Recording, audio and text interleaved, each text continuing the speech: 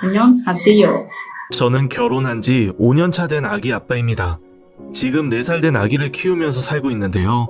제가 이렇게 사연을 보내게 된 건 제 아내 때문입니다. 아내와 결혼 후 언제부터 뭔가 잘못되었는지는 모르게 아내가 참 많이 변했는데요. 그런 아내와 살면서 제가 겪은 충격적인 이야기를 해볼까 합니다. 나중에 알고 보니 아내가 제게 한 행동에는 이유가 있더라고요. 그럼 제 이야기를 시작하겠습니다. 저는 회사 선배의 소개팅 주선으로 아내를 처음 만나게 되었어요. 처음 만난 아내는 제 이상형에 매우 가까운 사람이었죠. 생글생글 잘 웃고 성격도 밝은 데다 당차기까지 해서 참 멋져 보이는 사람이라는 생각이 들었습니다. 게다가 자기 주장이 확실해서 자신감 넘쳐 보이는 모습이 저를 한눈에 반하게 했어요. 아내와 3번째 데이트를 하는 날 고백을 하려고 했는데 저보다 아내가 한 발 더 앞서서 제게 고백을 했습니다. 저와 아내는 그렇게 만나 서로 사랑을 하고 행복한 연애를 했어요. 다른 남자들도 대부분 비슷하겠지만 아내와 사귀면서 제가 아내에게 대부분 맞춰주곤 했어요. 만나는 시간, 만나는 장소는 물론이고 음식점 선정에서 무얼 하고 놀지까지 전부 아내가 원하는 대로 맞춰주곤 했습니다. 사실 아내가 정하는 게 뒤탈도 없고 저도 편하더라고요. 그렇게 아내와 사귄 지 1년이 넘어갈 때쯤 제가 직장에서 퇴사를 하게 되었어요. 새로운 직장으로 옮기는 과정에서 제가 살던 월세집을 빼고 방을 새로 구해야 했죠. 저의 모든 상황을 알고 있던 아내는 제게 자신의 자취방으로 들어와 함께 사는 게 어떻겠냐고 제안을 했습니다. 그 무렵 저희는 서로 결혼을 전제로 사귀고 있었기 때문에 저도 아내의 제안을 고심 끝에 수락하게 되었죠. 양가 부모님께는 동거한다는 사실을 숨기고 저희 둘은 함께 살게 되었어요. 처음엔 둘이 함께 지내는 게 너무 즐거웠습니다. 마치 결혼한 부부처럼 커플컵도 사고 밤에는 치킨에 맥주도 함께 마시며 알콩달콩 지내게 되었어요. 퇴근 후에 같이 게임도 하고 주말엔 제가 아내를 위해 요리도 해주며 행복한 시간을 보냈죠. 아내의 자취방에서 함께 지내다 보니 공과금과 생활비를 함께 부담해야 했기에 저는 제 월급을 모두 아내에게 갖다 주었어요. 어차피 결혼할 사이였으니 믿고 맡긴 것이었습니다. 아내는 제 월급으로 생활을 하고 공과금과 월세도 내면서 대신 돈 관리를 해주었죠. 그렇게 지내기를 1년, 저는 아내와 결혼 날짜를 잡게 되었습니다. 그동안 아내가 저 대신 알뜰하게 돈 관리를 해서 제 월급 통장에는 돈이 꽤 많이 모여 있었어요. 아내는 정말 알뜰하고 살림도 잘하는 1등 신부감이었죠. 상견례 날 제 아내를 처음 본 저희 부모님은 며느리감이 마음에 든다며 좋아하셨어요. 제 아내가 어른들께도 무척 예의 바르고 싹싹하게 대하는 편이었거든요. 저희 부모님도 한눈에 제 아내의 착한 심성을 알아보신 거였죠. 그렇게 저희 둘은 결혼을 하게 되었어요. 저희 집은 시골에서 농사를 짓는 집안이고 처가 쪽은 서울에서 편의점을 운영하며 사세요. 근데 저희 집이 아내 쪽 집안보다 좀 더 형편이 안 좋은 편입니다. 그래서 결혼할 때 신혼집을 구할 때도 아내가 사는 집의 전세금에 저희가 모은 돈을 합치고 거기에 저희 부모님이 마련해 주신 돈을 조금 보태어 집을 구하게 되었습니다. 저희 부모님이 형편이 좋으시면 더 많이 해주실 텐데 형편이 여의치 않아 많이 못 해주신 걸 미안해 하셨어요. 우리가 돈이 많아서 많이 보태주면 좋은데 해줄 수 있는 게 이 정도밖에 안 되네. 아니에요, 어머님. 부모님들께 손 안 벌리고 시집장가 가야 하는데 저희가 이렇게 도움받아서 죄송하죠. 어머님, 아버님이 힘들게 농사지어서 버신 돈인데 저희 집값을 보태주셔서 정말 감사드려요. 저와 아내는 자식들이 시집 장가 갈 때 각자 알아서 준비해서 가야 한다고 생각하는지라 저희 부모님이 돈을 보태어 주신 것만으로도 무척 감사한 일이라 생각했습니다. 그리고 저와 같은 마음을 가진 제 아내가 정말 고마웠어요. 결혼을 준비하면서 예물값으로 300만 원을 내어주셨는데 남들과 비교하면 적은 돈인데도 불구하고 아내는 감사한 마음으로 꼭 필요한 예물만 사더라고요. 제 아내는 알뜰하고 사치가 없는 소박한 사람이었습니다. 결혼 후에 서로 아껴주고 사랑하며 달콤한 신혼생활을 보내고 있었어요. 아내는 나름 생활력이 강한 사람이어서 아기 갖기 전까지는 꼭 일을 하고 싶다고 말하곤 했어요. 그런데 시간이 지나도 아이가 잘 생기지 않자 아내는 일을 좀 쉬는 게 어떨까 한다고 하더라고요. 저도 좀 알아보니 마음이 편해야 아기가 잘 생긴다는 글을 어디서 봐서 아내에게 일을 그만두고 임신부터 하자고 했어요.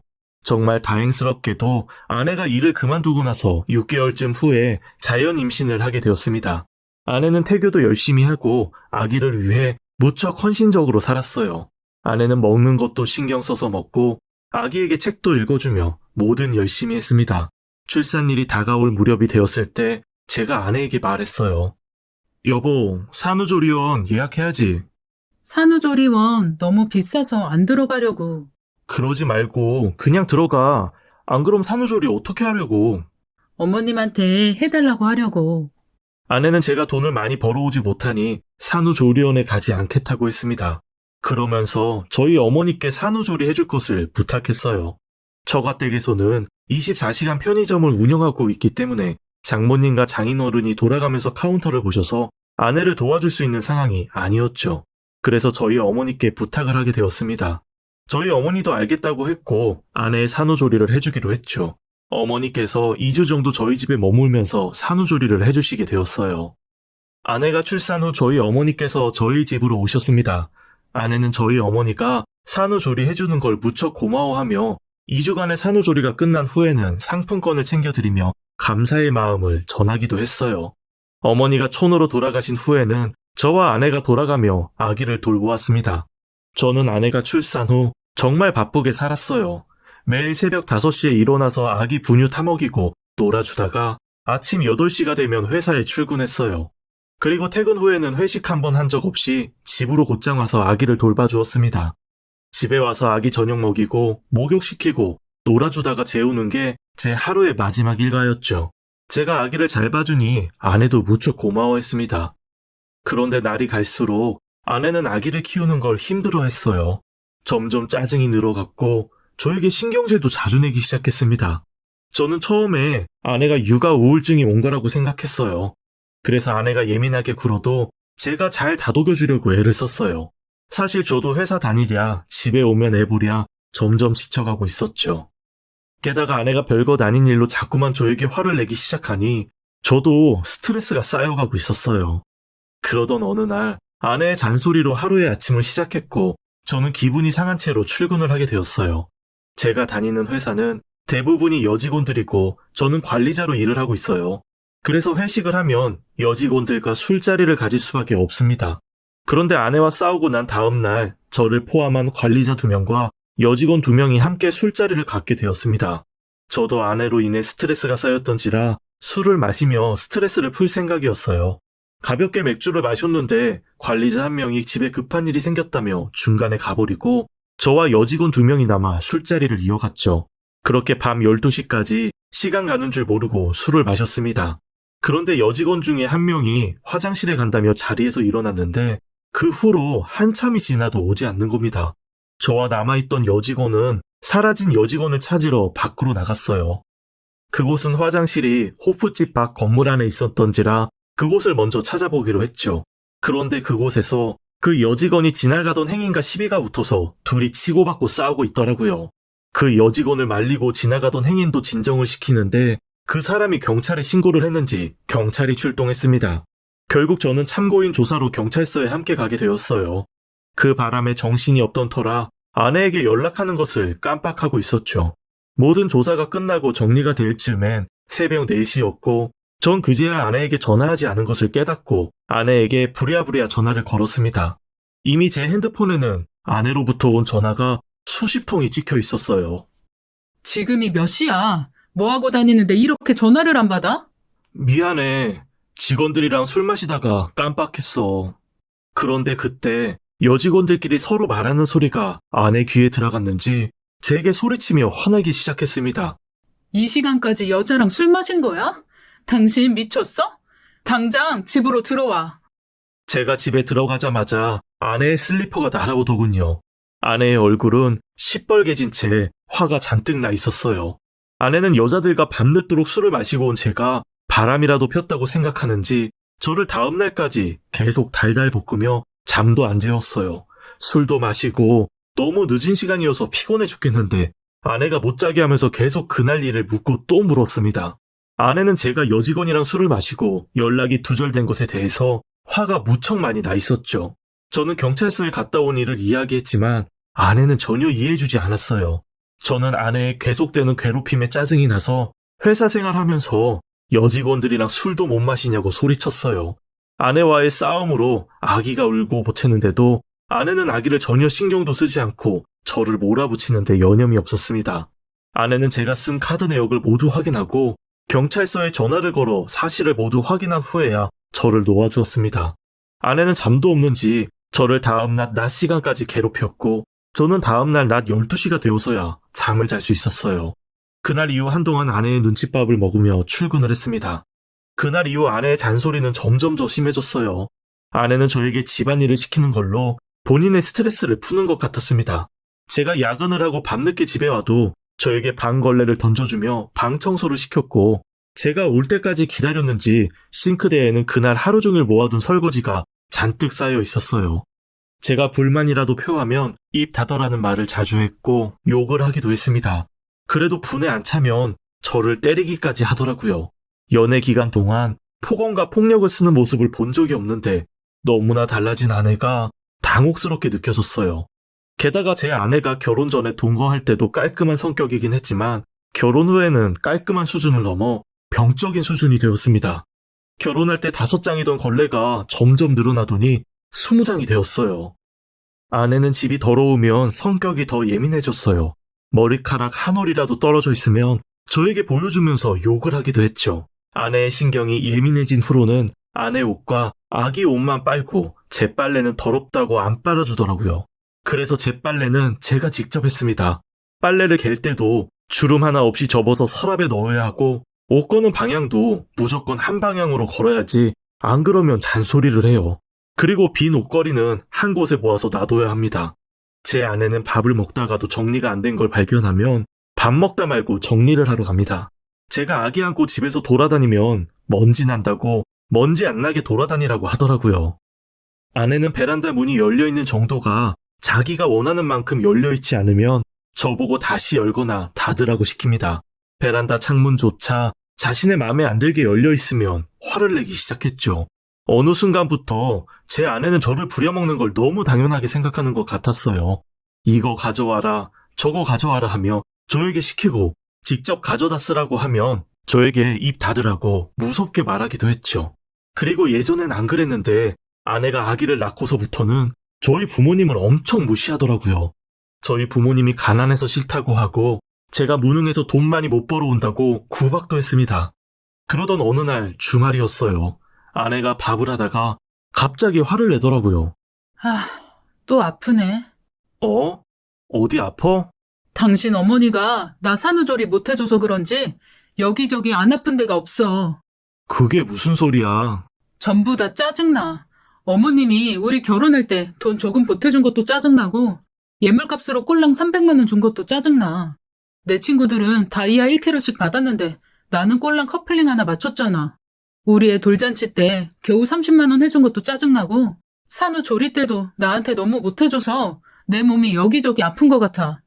어머님 나한테 못해줬으니까 나도 어머님한테 잘해주기 싫어. 그러니까 이번 명절에 안 갈 거야. 아내는 뜬금없이 저희 부모님이 못해준 이야기를 꺼내며 명절에 안 가겠다는 이야기를 하더라고요. 저는 아내가 많이 힘든가 보다 생각하며 못해준 것에 대해 미안해했죠. 그래서 아내에게 명절에 가지 말라고 하고는 저희 부모님께도 이번 명절엔 집에서 쉬겠다고 했어요. 그런데 명절이 되자 아내는 갑자기 시댁에 가자고 짐을 싸더라고요. 갑자기 왜 마음이 바뀌었어? 그냥 어머님한테 할 말이 있어서 직접 얼굴 보고 하려고. 아내의 얼굴은 좀 불안해 보였지만 저는 아내가 아기를 차에 태우고 출발하려고 하기에 얼떨결에 차에 타게 되었습니다. 그렇게 예정에 없이 저희 부모님 댁에 방문하게 되었어요. 저희 부모님 댁에 도착하니 밤 9시가 다 되었더라고요. 부모님이 주무실 시간에 방문하니 놀라서 저희를 쳐다보았죠. 부모님은 어쩐 일이냐고 하시면서 그 밤에 간단한 음식을 내어오시곤 앉으라고 하셨습니다. 저는 아내에게 할 말 하라고 했고 아내는 저희 어머니께 그동안 서운했던 걸 말하더라고요. 어머님, 저 어머님한테 진짜 서운해요. 저 산후조리 해주실 때 왜 그렇게 못해주신 거예요? 어머님이 TV를 너무 크게 틀어놓으셔서 저 시끄러워서 잠을 한숨도 못 잤어요. 그리고 밥도 매일 준 거 또 주시고 맛도 하나도 없고 저 진짜 화 많이 났었어요. 그리고 청소도 대충 해주셔서 결국 제가 다 다시 했어요. 세탁기도 몇 번을 가르쳐 드렸는데 그거 하나 못하세요? 어머님, 일부러 저 열받게 하려고 그러신 거예요? 아내의 말에 저희 어머니는 너무 어이없어 하셨고, 뭐야? 나 참 기가 막혀서. 그럼 내가 일부러 못해줬다는 거니? 난 내 딸 산후조리 할 때처럼 똑같이 해줬어. 그리고 내 딴에는 열심히 해준다고 한 거다. 어머니는 잘해줬다고 생각할지 몰라도 저는 하루하루 어머님 때문에 짜증나 미치는 줄 알았어요. 당신, 그게 어른한테 할 말이야? 왜? 이게 못할 말이야? 솔직히 어머님 저한테 뭐 하나 잘해주신 거 있어요? 남편 결혼할 때 집값을 많이 보태주기랬어요? 아니면 아기 낳았다고 돈을 해주셨어요? 뭐 하나 잘해주신 거 하나 없으시면 산후조리 할 때라도 잘해주셨어야 하는 거 아니에요? 어머님 때문에 제 몸이 여기저기 안 아픈 데가 없잖아요. 아내는 그날 분노가 폭발했는지 할 말 못할 말 다 꺼내서 했고, 저는 그런 아내를 데리고 집으로 돌아와야 했어요. 그날 일로 저희 부모님도 상처 많이 받으셔서 나중에 저한테 전화 오셔서 막 우시더라고요. 그날 아내를 부모님 댁에 못 가게 막았어야 했는데 그러지 못한 제 탓이 큽니다. 아내는 그렇게 쏟아붓고는 집에 와서 마음 편히 두 다리 뻗고 자더라고요. 아내는 저희 집에 불만이 많았던지 그 일 이후로 더 저희 집안을 싫어하고 무시하기 시작했어요. 다른 애들은 애기 한 명 낳을 때마다 시댁에서 1,000만 원씩 준다는데 자기네는 왜 아무것도 없어? 내가 자기들 손주 낳아준 건데 고맙지도 않은가 봐. 우리 부모님한테 1,000만 원이 어디 있어. 그리고 옛날 분이라 그런 거 잘 모르셔. 우리 애 돌잔치에 꼴랑 30만 원 주신 건 진짜 너무하신 거 아니야? 자기네 부모님은 우리한테 뭐 해주는 게 진짜 아까우신가 봐. 내 친구들은 전부 100만 원 이상은 받던데. 진짜 짜증난다. 시골 분들이라서 잘 몰라서 그렇지. 자기가 이해 좀 해. 왜 맨날 나보고 이해하라고 하는데? 그리고 어머님 자꾸 전화해서 이래라 저래라 하는 것도 완전 짜증나거든. 엄마가 아무래도 너보단 오래 사셨으니까 네가 모르는 거 알려주시는 거잖아. 그리고 네가 며느리면 어느 정도 엄마 말 좀 따라주고 해야 되는 거 아니냐? 늘 이런 식으로 말다툼을 하곤 했습니다. 아내의 화풀이 대상은 항상 저와 저희 부모님이었어요. 좀 유치하게 먹는 걸로 화풀이를 했는데 명절에 저희 부모님 댁에 갈 때 들고 가는 선물과 처가 댁에 들고 가는 선물을 차별해서 가져가곤 했습니다. 우리 엄마 아빠는 입이 고급이라 좋은 거 아니면 안 드셔. 라고 하며 사과나 배를 사더라도 제일 비싸고 좋은 걸 골라서 박스로 사가고 저희 부모님 댁에 갈 때는 어머님 아버님은 아무거나 사다 주셔도 좋은 건지 안 좋은 건지 구분 못 하시니까 그냥 싼 거 사가자. 라며 사과도 시장에서 싸게 파는 걸 봉지에 담아서 가곤 했습니다. 그래도 저희 부모님은 고맙다고 하시며 받으셨어요. 아내는 특히 명절에 저희 집에 가는 걸 엄청 싫어했어요. 그래서 지난 추석에도 딱 3시간 앉아있다가 밥도 안 먹고 왔습니다. 당연히 저희 부모님 섭섭해 하시는 눈치셨죠. 그래도 아내는 저희 부모님을 신경도 안 쓰고 처가댁으로 달려갑니다. 그래놓고 처가댁에 가면 최소 2박씩은 자고 오자고 합니다. 그런 식으로 늘 저에 대한 무시와 저희 집안을 욕하곤 했어요. 돈 못 버는 무능한 남편이라며 나중에는 손찌검에 쌍욕까지 하더라고요. 결혼 전에는 제가 돈 버는 것에 대해 큰 불만을 표한 적이 없던 아내가 결혼 후 달라진 모습에 무척 실망스러웠습니다. 솔직히 돈 버는 거야 다들 집안 사정에 따라 다른 거 아닌가요? 적게 벌면 적게 버는 대로 형편에 맞춰 살면 된다고 생각하는데 아내는 돈 한 푼 안 벌어오면서 저를 너무 구박하니 제 마음도 지칠 대로 지쳐갔죠. 그런데 제가 더 견디기 힘든 건 아내가 아기에게도 손찌검을 한 일이었어요. 솔직히 1~2살밖에 안 된 아기가 때릴 데가 어디 있어요. 그런데 아내는 그 어린 아기를 때리면서 이게 모두 제 탓이라고 하더라고요. 제가 돈을 못 벌어오고 저희 집이 못 살아서라고요. 아내의 감정 기복은 날이 갈수록 심해졌고 기분이 좋았다가도 기분이 조금이라도 나빠지면 저를 때리는 게 일상이 되었습니다. 이젠 아내가 언제 때릴지 몰라 불안한 마음까지 생기더라고요. 아내가 때릴 때 정말 감정을 실어서 때리기 때문에 진짜 아픕니다. 정강이를 발로 차는 건 기본이고 핥히고 물건으로 때려서 제 몸은 여기저기 상처투성이가 되었죠. 이런 사정을 제 주변 사람들에게 너무 창피해서 말도 못했습니다.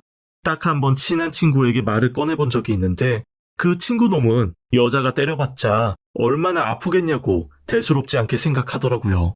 그 후로는 주변 사람들에게 말을 못했어요.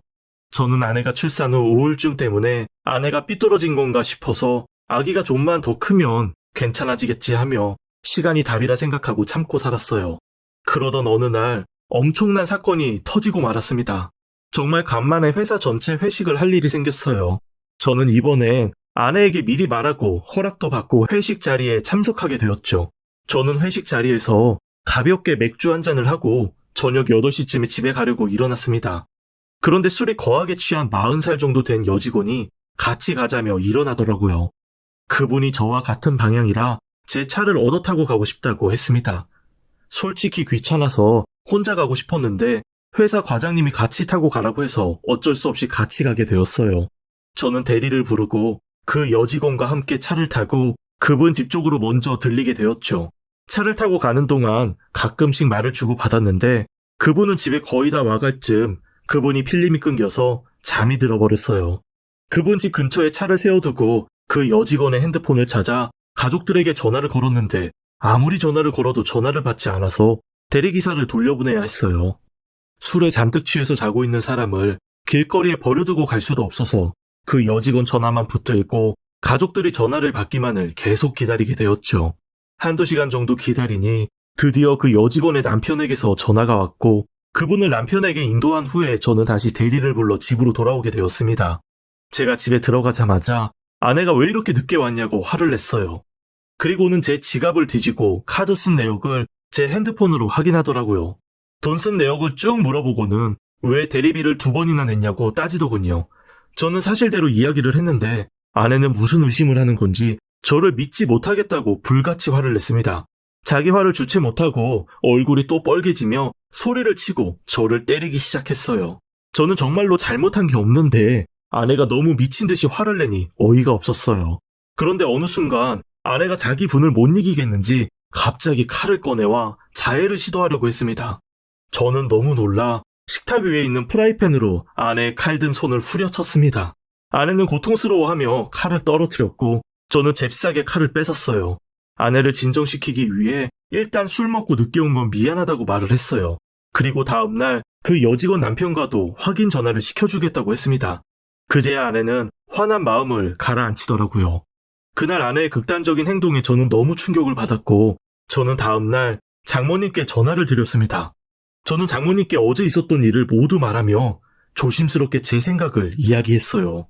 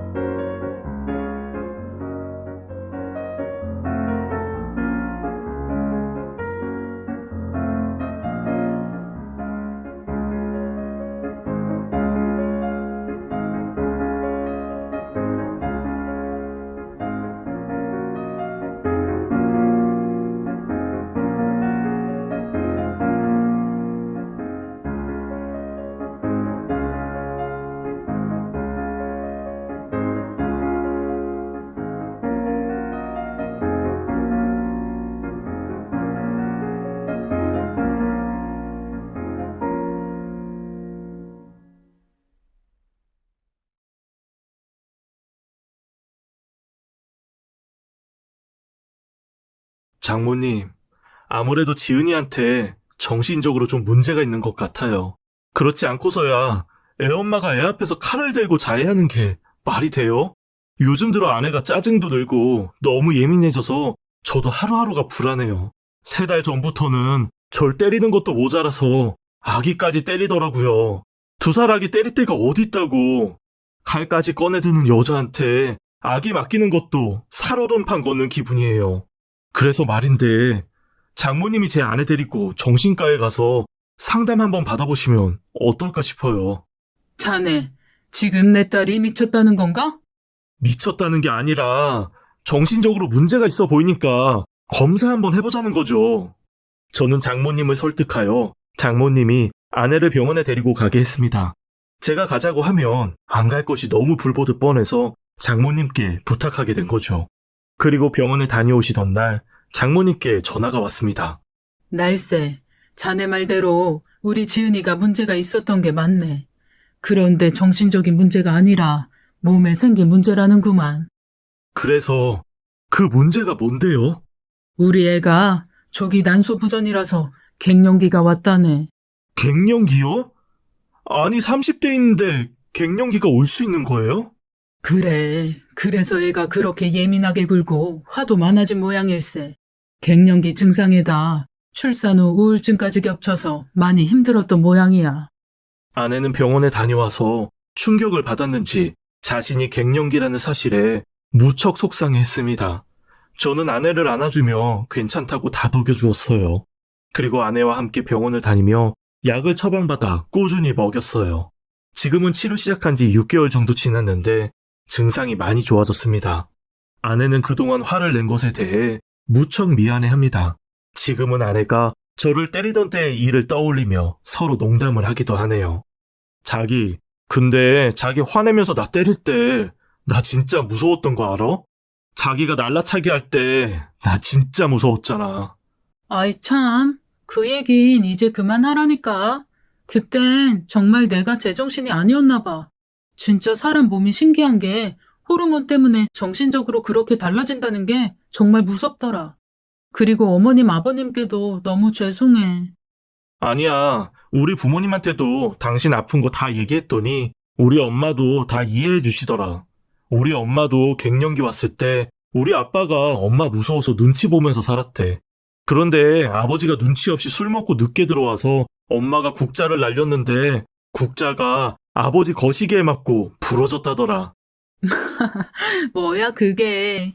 아무튼 갱년기 그게 진짜 쉽게 볼 게 아니더라고. 내 친구 아버지는 갱년기 증상 와서 가족들 몰래 유서 써놓고 산에 올라갔다가 죽을 용기가 안 나서 그냥 내려오셨대. 그리고 한참 지나서 가족들한테 그 얘기 해주더래. 당신도 이제 많이 좋아져서 이제와 하는 말이지만 당신이 칼 들었을 땐 나도 정말 많이 놀랐어. 이제 앞으로 그런 일 없을 거야. 미안해. 그땐 정말 내가 제정신이 아니었나 봐. 그리고 내가 리모컨 집어던져서 우리 아기 머리에 맞아서 피난 것만 생각하면 너무 미안하고 내 자신이 너무 싫어. 그 말을 하며 아내는 엉엉 울었고 저는 그런 아내를 꼭 안아주었습니다.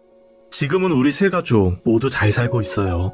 몸이 건강해야 정신도 건강하다는 사실을 알고는 건강을 잘 챙기려 노력하고 있습니다.